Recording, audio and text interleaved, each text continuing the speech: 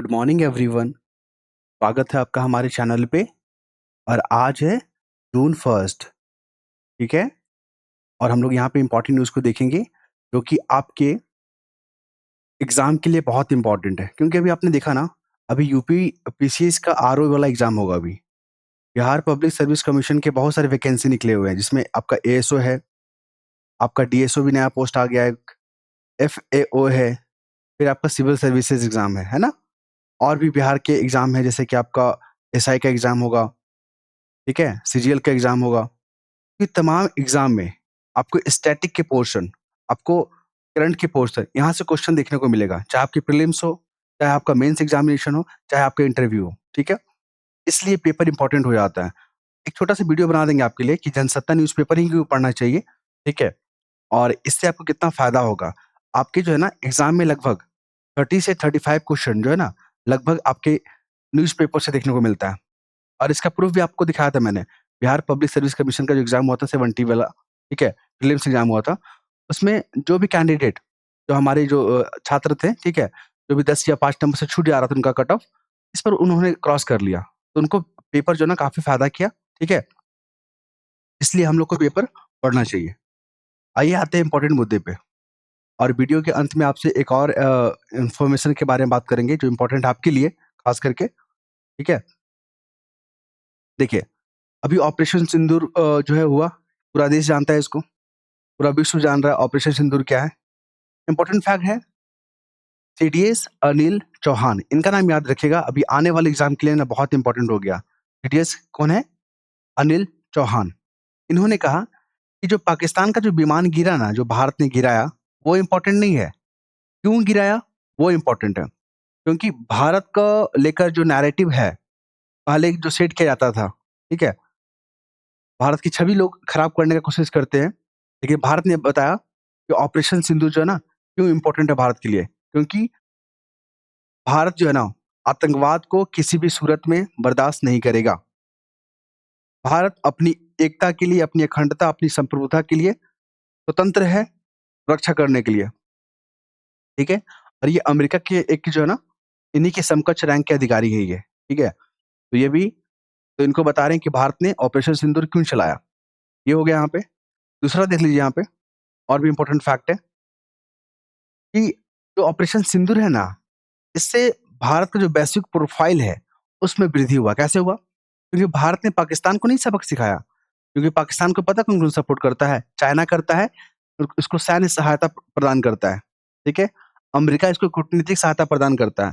तो भारत सिर्फ पाकिस्तान को नहीं हराया, बल्कि इन देशों को भी बताया है कि जो भी सपोर्ट करेंगे पाकिस्तान के आतंकवाद को लेकर, भारत बर्दाश्त नहीं करेगा। ओके? चलिए। और ये वाला फैक्ट याद रखिएगा, ये सांग्री-ला जो डायलॉग होता है ना, ये आपसे क्वेश्चन पूछने वाला है इस बार। इस बार बिहार पब्लिक सर्विस कमीशन का जब आप एग्जामिनेशन पेपर को देखोगे ना प्रीलिम्स का, तो वहाँ पे ये वाला क्वेश्चन देखने को मिलेगा आपको। ये सांग्री-ला जो डायलॉग होता है ना, इस क्षेत्र से जुड़ा हुआ है। क्लाइमेट चेंज लिख देगा, ग्लोबल वार्मिंग लिख देगा, ठीक है? ग्लेशियर लिख देगा, टेक्नोलॉजी लिख देगा, या वहाँ पे डिफेंस सेक्टर लिख देगा। तो वहाँ पे जवाब क्या हो जाएगा? Defence sector. और ये कहाँ पे हो रहा है? सिंगापुर में। ये दोनों फैक्ट को आप याद रखिएगा, बहुत इंपॉर्टेंट है। क्योंकि बहुत लोग ऑपरेशन सिंदूर जान रहे हैं, लेकिन जो तमाम फैक्ट है, जो एग्ज़ाम में आपको पूछा जाता है ना, वो इम्पोर्टेंट है। अब आ जाइए यहाँ पे, ऑपरेशन शील्ड, आपसे डायरेक्ट क्वेश्चन पूछेगा। अभी बहुत सारे एग्ज़ाम आने वाले हैं ना, वहाँ पर पूछेगा कि ऑपरेशन शील्ड जो है ना, क्या चीज़ है? किस क्षेत्र से जुड़ा हुआ है? तो पंजाब और हरियाणा में जो है ना ऑपरेशन शील्ड को क्या किया गया है? शुरुआत किया गया है। जो आपात स्थिति होगा, उससे निपटने के लिए पंजाब में ऑपरेशन शील्ड को लॉन्च किया गया है, ध्यान रखिएगा। ठीक है? क्योंकि आपने देखा ना पंजाब हरियाणा वाले इलाके में जो भारत और पाकिस्तान के बीच में जो यहाँ पर तनाव देखने को मिला था, तो उसके ध्यान में रखते हुए ऑपरेशन शील्ड को लॉन्च किया गया है। आपसे क्वेश्चन यही पूछेगा एग्ज़ाम में कि स्वामीनाथन आयोग, स्वामी जो नाथन आयोग है ना, किस फ़ील्ड से जुड़ा हुआ है, किस क्षेत्र से जुड़ा हुआ है? आपको बता दें कृषि से जुड़ा हुआ है, ठीक है? एमएसपी, मिनिमम सपोर्ट प्राइस, याद रखिएगा, आने वाले एग्ज़ाम के लिए बहुत इंपॉर्टेंट है। एक तरफ कमीशन का नाम दे देगा आयोग, और दूसरा तरफ उसका विषय के बारे में दे देगा, मैचिंग करने के लिए पूछा जाएगा। तो जग अगर आपको 4 ऑप्शन में से भी अगर 2 याद है ना, तो आप एलिमिनेशन टेक्निक से आप आंसर तक पहुँच सकते हैं। ये फ़ायदा होता है न्यूज़पेपर पढ़ने का, और यहाँ पे वही टॉपिक को डिस्कस किया जाता है ना, जो कि आपके एग्ज़ाम में पूछा गया है, आगे पूछे जाने की संभावना है। ठीक है? और ये जो पीडीएफ देख रहे हैं ना, आपको मिलेगा, अगर आप फीडबैक देंगे हमें, आप अपना कमेंट करोगे, लाइक करोगे, शेयर करोगे ना, तब ये पीडीएफ जो है ना आपको मुफ्त में दिया जाएगा। क्योंकि अभी कुछ दिनों से हमने जो है ना इसको सस्पेंड कर दिया है, क्योंकि कोई रिस्पॉन्स नहीं आ रहा था, ठीक है? हम चाहते हैं कि जितना मेहनत हम कर रहे हैं, उतना मेहनत आप लोग भी कीजिए। थोड़ा-सा भी तो आप लोग कर सकते हैं ना, हमें सपोर्ट करने के लिए। तो अगर आप चाहते हैं पीडीएफ मिले आपको, तो आपको लाइक और वीडियो में कमेंट करना होगा, कैसा आपको लगा? खराब तो खराब, सही तो सही, ठीक है? एक चीज़ याद रखिएगा, एमएसपी को लेकर इतना हो-हल्ला क्यों मचा हुआ है? देखिए, किसान जो है ना, एमएसपी को लेकर 2 चीज़ का डिमांड कर रहे हैं। एक तो आप इसको गारंटी प्रदान कर दो, ठीक है? क्या कर दो प्रदान? गारंटी प्रदान कर दो। दूसरा क्या है, जो एमएसपी कैलकुलेशन का जो मैकेनिज़्म है, जो मेथड, जो फ़ॉर्मूला है, उसमें सुधार करो। क्योंकि अभी जो है ना, उसमें ए टू फ़ॉर्मूला को यहाँ पे क्या किया जाता है, वर्तमान में कंसीडर किया जाता है। लेकिन किसान डिमांड कर रहे हैं C2 plus, C2 plus formula को यहाँ पे एक्सेप्ट किया जाए। पता क्या होता है सी2 प्लस फ़ॉर्मूला में? जो भी खेती करते हैं ना किसान, उसमें उसके परिवार के मेंबर भी इन्वॉल्व होते हैं, तो जो श्रम करते हैं ना, उसको इन्वॉल्व नहीं किया जाता है, ठीक है? ज़मीन का रेंट को इसमें इन्वॉल्व नहीं किया जाता है। इसको शामिल करने के लिए किसान डिमांड कर रहे हैं और एमएसपी अभी बहुत इम्पोर्टेंट है, साल भर से न्यूज़ में चल रहा है। आने वाले एग्ज़ाम के लिए ना, आपकी प्रीलिम्स में या मेंस में क्वेश्चन यहाँ से फ्रेम करेगा कि एमएसपी से आप क्या समझते हैं और ये किसान को डबल इनकम प्रदान करने में किस प्रकार सहायता प्रदान करता है, ठीक है? या ऐसा पूछ देगा कि एमएसपी जो है ना खबरों में रहा था, इससे आप क्या समझते हैं और ये विवाद का विषय क्यों बना हुआ है? तो सारे एंगल्स आपको पढ़ना होगा और यहाँ पे सारे एंगल को डिस्कस किया जाता है, ठीक है? चलिए, एमएसपी में पता है ना 22 फसल को इंक्लूड किया जाता है, ये भी याद रखेंगे। इसको डिसाइड कौन करता है? तो cabinet committee of economic affair ये फाइनल मुहर लगाता है और एक संस्था है सीएसईपी जो 1965 में बना था, लेकिन 1985 में इसका नाम बदल दिया गया। ये जो है ना सिफारिश करती है। इस फैक्ट को भी आप याद रखेंगे, बहुत इंपॉर्टेंट है। अब आ जाइए, देखिए, ये हमारे कृषि मंत्री, है ना? केंद्रीय कृषि मंत्री शिवराज सिंह चौहान।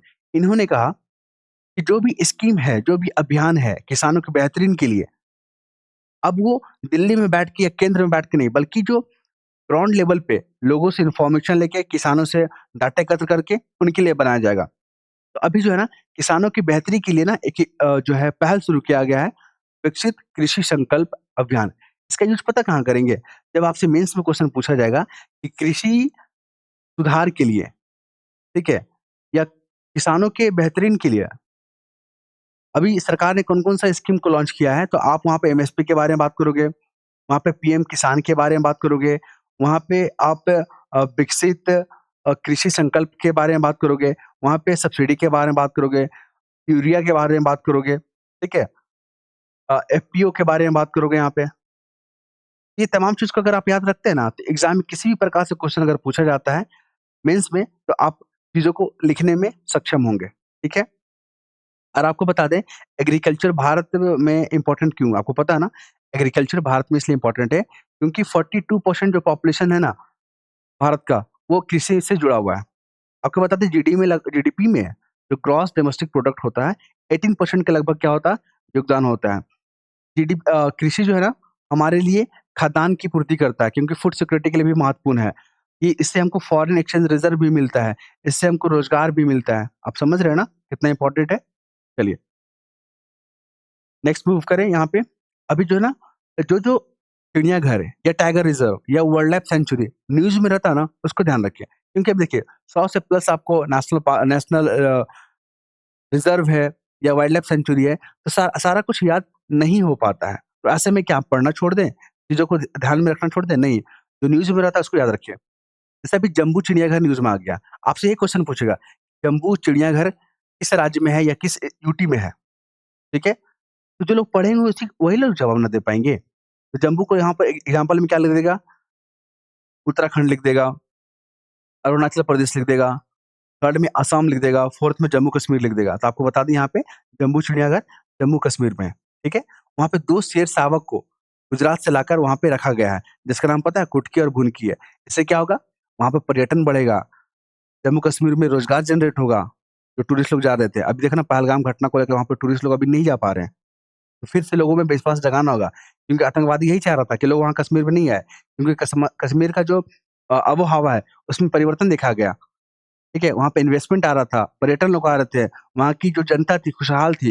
लेकिन जो आतंकवादी, पाकिस्तान, ये सब जो है ना भारत की खुशहाली को बर्दाश्त नहीं करता। लेकिन भारत भी जो है ना ईंट का जवाब पत्थर से नहीं देता, ईंट का जवाब अब लोहा से देता है, ठीक है? मारेंगे, ज़रूर मारेंगे, घुस के मारेंगे। तो भारत ने मैसेज दिया है कि भारत के साथ आप खिलवाड़ नहीं करेंगे, ठीक है? भारत वसुधैव कुटुंबकम के प्रिंसिपल को मानता है, पूरा परिवार मानता है विश्व को। तो अगर पूरा विश्व को अगर परिवार भारत मानता है ना, तो दुश्मन को भी नहीं छोड़ेगा वो, ठीक है? चलिए, अब बात करेंगे यहाँ पे एआई एंकर को लेकर। देखिए, अभी एआई का दौर चल रहा है। आप देखोगे एग्ज़ाम में भी एआई से प्रश्न आ रहा है, चाहे मेंस हो, चाहे प्रीलिम्स हो। आप देखोगे विभिन्न-विभिन्न सेक्टर में, चाहे एग्रीकल्चर सेक्टर हो, चाहे सर्विस सेक्टर हो, चाहे मैन्युफैक्चरिंग सेक्टर हो, वहाँ पे एआई का यूज़ हो रहा है। हमारा भविष्य भी जो है ना, एआई का यूज़ हो रहा है। हम लोग स्टडी भी कर रहे हैं ना, तो एआई का यूज़ करते हैं हम लोग, करते हैं ना? तो एआई का इम्पोर्टेंस बहुत क्षेत्रों में बढ़ गया है। तो अभी आप देखोगे मराठा में जो एक मराठी जो पत्रिका है या न्यूज़ चैनल कह लीजिए, उसने अभी एक एआई बनाया है, ठीक है? उसका नाम क्या रखा है? तेजस्वी एआई। आपसे क्वेश्चन पूछेगा कि तेजस्वी एआई किस राज्य का है? तो महाराष्ट्र का। तेजस्वी एआई किस क्षेत्र से जुड़ा हुआ है? तो ये जो है ना एंकर है और ये न्यूज़ पढ़ेगा। आप देखो यूट्यूब में सर्च करके तेजस्वी एआई को लेकर तो आपको सूट पहना हुआ एक बंदा दिखेगा, बिल्कुल आदमी की तरह दिखेगा, रियल एंकर की तरह दिखेगा। ऐसा लगेगा कि संसद टीवी हम लोग देख रहे हैं, लेकिन वो एक्चुअली क्या है? मशीन है, एआई है ना? इस चीज़ को ध्यान रखिएगा। एग्ज़ाम में ऐसे ही क्वेश्चन पूछ लेता है। इनका नाम याद रखिए, बहुत महान शक्ति थे क्या बोलते हैं इनको? महान व्यक्ति थे। ये हैं वाल्मीकि, ठीक है? थापर। ये वन्यजीव प्रेमी हैं। टाइगर रिज़र्व को लेकर, ठीक है? जो टाइगर है उसके संरक्षण को लेकर बहुत सारे प्रयास किए इन्होंने, बहुत सारे बुक भी लिखा है। तो इनके बारे में कुछ-कुछ याद रखिएगा। आपसे यही क्वेश्चन पूछेगा, अभी हाल ही में वाल्मीकि जो है नाम का जो व्यक्ति है जिनका निधन हो गया, वो किस फ़ील्ड से जुड़े हुए थे? वो पर्यावरण या वन्यजीव संरक्षणवादी थे। ये याद रखिएगा। आपने हिस्ट्री में रोमिला थापड़ का बुक पढ़ा होगा ना? ये इनके बुआ थे, ठीक है? सरिस्का बाग जो अभयारण्य है कहाँ पे है? ये है, ठीक है? आप लोग कमेंट में बताइएगा और रणथंभौर यहाँ पे देखिए राजस्थान में क्या है? रणथंभौर राष्ट्रीय उद्यान, इसको भी आप याद रखेंगे। सरिस्का कहाँ पे है? गुजरात में या राजस्थान में? आप लोग कमेंट में बताइएगा। प्रोजेक्ट चीता को लेकर जो है ना, जो 2022 में लॉन्च किया गया था, उसपे इन्होंने आपत्ति जताया था कि जो अफ्रीका से हम लोग चीता लेके आ रहे हैं ना, वो भारत के क्लाइमेट के लिए सही नहीं है और भारत के जितने भी प्रोजेक्ट चीता से जुड़े हुए हैं, उनके पास अनुभव नहीं है, ठीक है? तो इन्होंने आपत्ति जताया था, इस कारण से न्यूज़ में थे, आप ध्यान रखिएगा। और आपको पता है ना प्रोजेक्ट चीता जो है हम लोग कहाँ से ला रहे हैं? मतलब चीता को कहाँ से ला रहे हैं? नाम्बिया और अफ्रीका से। देखिए, ईरान ने परमाणु हथियार बनाने लायक जो है ना, संवर्धित यूरेनियम का भंडार में वृद्धि किया। ईरान क्या है? गैर परमाणु संपन्न देश है, मतलब इसके पास परमाणु हथियार नहीं है, लेकिन ये प्रयास कर रहा है कि हम परमाणु जो है ना वेपन को अचीव कर लें। तो यहाँ पे एक संस्था है, अंतर्राष्ट्रीय परमाणु ऊर्जा एजेंसी। आपसे यही क्वेश्चन पूछेगा कि अंतर्राष्ट्रीय परमाणु ऊर्जा एजेंसी यूएनओ का एजेंसी है, आपका आंसर क्या हो जाएगा? यस। भारत इसका मेंबर है? यस। कब बना था? 1957 में बना था। इसका हेडक्वार्टर कहाँ है? तो वियना, कहाँ है? ऑस्ट्रेलिया में। इतना फैक्ट आप याद रखिएगा, एग्ज़ाम में अगर पूछना होगा, यहीं से पूछ लेगा आपसे। अब आ जाइए यहाँ पे, संयुक्त राष्ट्र में 193 मेंबर है ना? यूएनओ में कितना मेंबर है? और सबसे अंतिम में कौन बना था? दक्षिण सूडान, बना था ना? अभी इसको जो है ना ब्लैक लिस्ट में रखा गया है। ब्लैक लिस्ट में रखने से क्या होगा? यहाँ पे ये लोग बाहर घूमने नहीं जा सकते हैं, ठीक है? इसको हथियार सप्लाई नहीं किया जा सकता है, इनकी संपत्ति को फ्रीज़ किया जाएगा, तो इनको ब्लैक लिस्ट में रखा गया है। और ब्लैक लिस्ट में जो अवधि था ना, वो समाप्त होने वाला था, उनकी अवधि को क्या कर दिया गया? बढ़ा दिया गया है। याद रखिएगा, संयुक्त राष्ट्र सुरक्षा एजेंसी से क्वेश्चन इस बार यूपीएससी आपको प्रीलिम्स में देखने को मिलेगा, याद कर लीजिएगा। जितना हो सके अच्छे डाटा याद रखेंगे आप, ठीक है? चाहे आप हमारे न्यूज़पेपर पढ़ रहे हो या आप कोई भी मैगज़ीन को फ़ॉलो कर रहे हो, तो संयुक्त राष्ट्र सुरक्षा परिषद को आप ध्यान रखिएगा। क्योंकि अभी न्यूज़ में पता क्यों आया था? क्योंकि जो हमारे डिफेंस मिनिस्टर हैं, राजनाथ सिंह, उन्होंने कहा था कि जो पाकिस्तान में परमाणु हथियार है ना, उसको इस एजेंसी की निगरानी में रखा जाना चाहिए। क्योंकि इस तरह गैर ज़िम्मेदाराना जो देश है, कौन? पाकिस्तान, उसके हाथ में परमाणु होना सही नहीं है। अब देख लीजिए यहाँ पे मिस वर्ल्ड बने हैं, मिस वर्ल्ड बने ना? कौन बने? थाईलैंड की ओपल सुचाता, नाम याद रखिएगा, इंपॉर्टेंट फैक्ट है, कभी-कभी एग्ज़ाम में पूछ लेता है। अभी आपका एनटीपीसी भी एग्ज़ाम होगा ना रेलवे का, वहाँ पर ये इसको पूछे जाने की संभावना है, याद रखिएगा। तो अभी जो भारत की तरफ से कौन प्रतिनिधि कर रही थी? नंदिनी गुप्ता, ये भी याद रखेंगे। और सेकंड जो फर्स्ट रनर अप बोलते हैं ना, जैसे एक तो होगी विजेता और सेकंड नंबर पे जो होता है ना उसको फर्स्ट रनर अप बोलते हैं। वो कौन थी? ये देखिए यहाँ पे लिखा हुआ है, आसेट डेरिस, कहाँ की है ये? ये है इथियोपिया की। फैक्ट को आप याद रखिएगा, एग्ज़ाम में पूछ लेगा। और कितने नंबर की ये बनी है? मिस वर्ल्ड 72 नंबर की। एनजीटी से लेकर क्वेश्चन पूछ लेता है, एनजीटी, नेशनल ग्रीन ट्रिब्यूनल, बोलेगा आपसे क्या ये कॉन्स्टिट्यूशनल बॉडी है? नहीं। कब बना है ये? 2010 में, ठीक है? इसको एक एक्ट के माध्यम से बनाया गया था, इसलिए स्टैट्यूटरी बॉडी हो जाएगा। इसके प्रमुख का नाम याद रखिएगा, क्या नाम है इनका? प्रकाश श्रीवास्तव। एग्ज़ाम में टारगेट करता है इसको। अभी बिहार में बहुत सारे एग्ज़ाम हैं, डीएसओ, एएसओ, ठीक है? और BSO, FAO, civil services Bihar का, इतने सारे एग्ज़ाम होने हैं अभी। ठीक है? अभी और भी 2-3 वैकेंसी भी और आने वाला है। तो समझ रहे हैं ना कितना इम्पोर्टेंट हो जाता है करंट अफेयर? अभी देख लीजिए, हिमनद संरक्षण, जो पहाड़ होता है, यहाँ पे आपने देखा होगा कि व्हाइट-व्हाइट जो बर्फ होता है, उसका पिघलना, ठीक है? या उसका हटना कितना नुकसानदेह है, उसी के बारे में यहाँ पे एक सम्मेलन हो रहा था। कहाँ पे हो रहा था? ये सम्मेलन हो रहा था तजाकिस्तान में, ठीक है? तो भारत की तरफ से बोला गया है कि जो भी डेवलप कंट्री हैं, जो कि पहले वो लोग कार्बन जो है उत्सर्जन कर के डेवलप कंट्री बन गया है, तो उसकी ज़िम्मेवारी बनती है कि वो लोग कार्बन का उत्सर्जन कम करें, उन लोग को आगे बढ़ना चाहिए। भारत की तरफ से ये है। देखिए ये जो हिमनद जो पिघलता है ना, तो इससे बहुत नुकसान होता है। इसका इम्पोर्टेंस समझ लीजिए, क्योंकि हिमनद से ही जो हमारी जो सदा-नीरा जो नदियाँ होती है, जो सालों भर बहती है, उस पे जीविका होते हैं। मतलब बहुत लोग इस नदी पर डिपेंडेंट होते हैं, अपने आजीविका के लिए, इकोनॉमी के लिए। अगर ये नदी सूख जाएगा, बहुत लोग विस्थापित हो जाएँगे, प्रभावित हो जाएँगे। नुकसान क्या होता है? तो जल की उपलब्धता कमी आ जाएगा, खाद्य सुरक्षा में दिक्कत आएगा, हमारी जो बायोडायवर्सिटी है उस पे नुकसान पहुँचेगा। अरबों लोग जो है ना, के अल्पकालिक हित होते हैं, दीर्घकालिक हित होते हैं, वो नुकसान पहुँचेगा। ये तमाम फैक्ट को याद रखिएगा, शॉर्ट क्वेश्चन में पूछता है, तो आपको इसी तरह का जवाब लिखना होगा। कुछ डेटा यहाँ पे और भी इम्पोर्टेंट है। वो क्या डेटा इम्पोर्टेंट है? देखिए, कि भारत जो है ना रिन्यूएबल एनर्जी में और यहाँ पे विंड एनर्जी में, दोनों में रैंक में 4th है, ठीक है? लेकिन सौर ऊर्जा जिसको बोलते हैं ना सोलर एनर्जी में, उसमें रैंकिंग भारत का वर्ल्ड में कितना है? 5th है। ये दोनों फैक्ट याद रखिएगा, दोनों को इंटरचेंज करके एग्ज़ाम में पूछा जा सकता है, इसलिए मैंने इस फैक्ट को हाइलाइट कर दिया है, ताकि आपकी नज़र से ये छूटा ना जा सके। अब आते हैं यहाँ पे, ये देखिए, एक सिस्टम लॉन्च किया गया बीएफएस, बीएफएस इसको पता है क्या बोलते हैं? Bharat forecast system. इससे क्या होगा? इसका फ़ायदा पता है? इसका फ़ायदा होगा आपदा में, आपदा का पता लगाने में, आपदा प्रबंधन में इसका यूज़ करेंगे हम लोग। इसका यूज़ करेंगे हम लोग खेती में, इसका यूज़ करेंगे जल प्रबंधन में, इसका यूज़ करेंगे हम लोग अ, पब्लिक सिक्योरिटी में इसका यूज़ करेंगे, ठीक है? तो आप इसको याद रखिए, आपसे क्वेश्चन यही मेंस में पूछेगा, बीएफएस न्यूज़ में रहा था, किस क्षेत्र से जुड़ा हुआ है? तो आपको बता देना है यहाँ पे फोरकास्टिंग सिस्टम है ये और इसका यूज़ कहाँ-कहाँ होगा?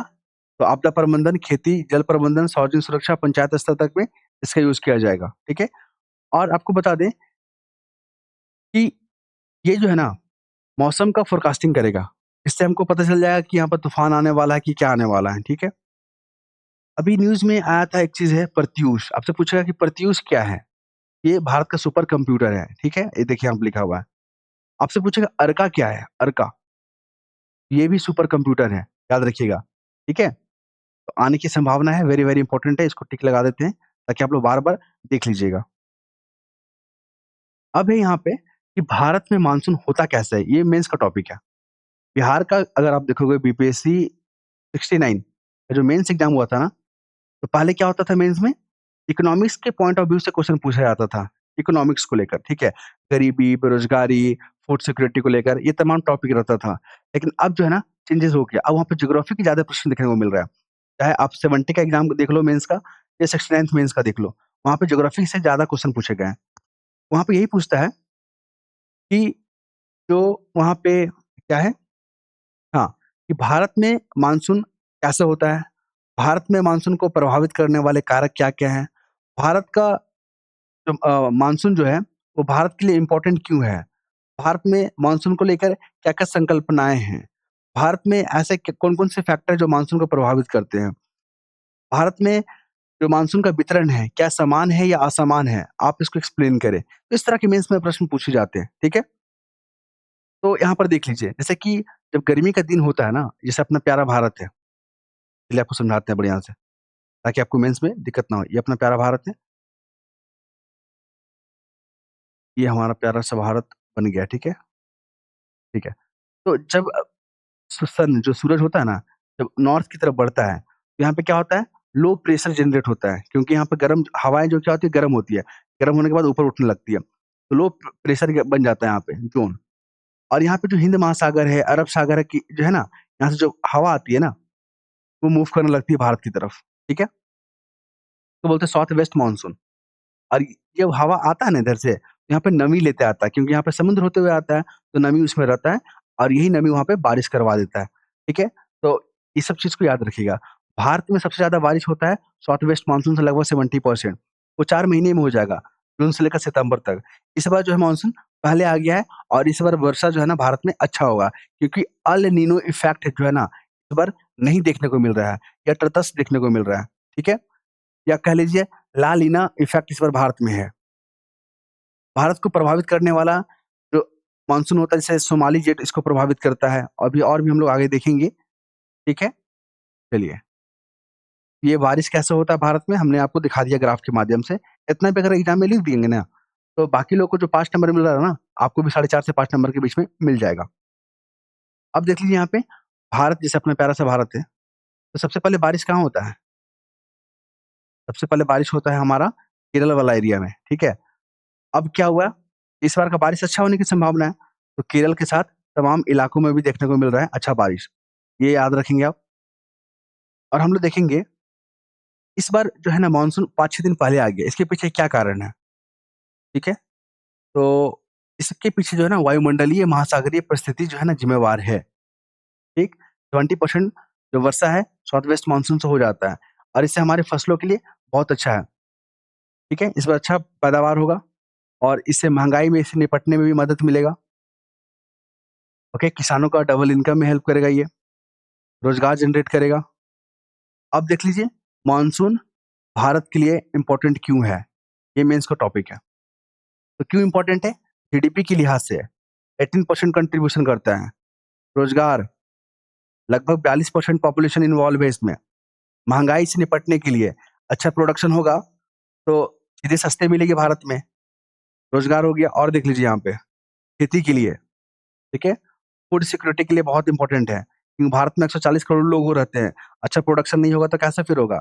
आत्मनिर्भर के दिशा में हम लोग कुछ-कुछ चीज़ों को बाहर बाहर से इम्पोर्ट करते हैं, ठीक है? जो मोटे अनाज है, जिसमें अच्छा पौष्टिक होता है, उसके लिहाज से भी इम्पोर्टेंट हो जा रहा है ये। और भी कुछ खास चीज़ यहाँ पे, क्योंकि सिंचाई जो है ना हमारा, लगभग 50% सिंचाई जो है ना मानसून पर डिपेंड करता है। तो अगर अच्छा बारिश होगा तभी तो हमारे लिए फ़ायदेमंद होगा। इस चीज़ को आप ध्यान रखेंगे, ठीक है? अगर इतना फैक्ट भी अगर आप लिख के आते हो ना एग्ज़ाम में, एग्ज़ामिनर खुश हो जाएगा। और देख लीजिए हमारी वर्षा को, ठीक है? जो इफ़ेक्ट करता है, प्रभावित करता है। मैडेन जूलियन ऑसिलेशन इसको याद रखेंगे।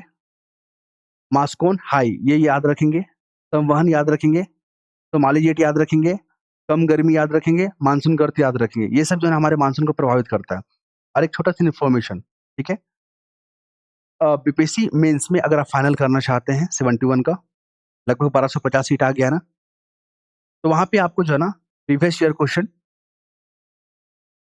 और करंट अफेयर जो भी वर्तमान में चल रहा है, जैसे अभी ये टॉपिक आपने देखा मानसून, तो भारत के लिए मानसून क्यों इम्पोर्टेंट है? इससे जो भी प्रश्न पूछा जाएगा, ठीक है? सारे क्वेश्चन को प्रैक्टिस करवा दिया जाएगा, करंट अफेयर और स्टैटिक पोर्शन, जो कि जैसे आपका हो गया स्टैटिक पोर्शन में जो आपके जैसे कि आपका हिस्ट्री को लेकर, साइंस को लेकर जितने भी टॉपिक हैं, सारे सब्जेक्ट जीएस 1 CS 2 सारे टॉपिक को कवर करवाया जाएगा। लगभग आपको 100 से 150 प्रश्न का प्रैक्टिस करवा दिया जाएगा, जिससे जो है ना आपके अंदर कॉन्फिडेंस आ जाएगा। आप जो है ना 3 घंटे में 20 क्वेश्चन को अच्छे तरीके से लिख पाएँगे।